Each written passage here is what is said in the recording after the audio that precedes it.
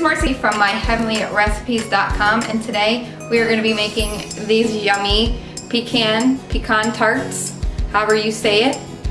We are going to make them today. It is one of those easy desserts that is inexpensive to make, makes a lot at a time, and it's the dessert you never knew you needed. Let's get started.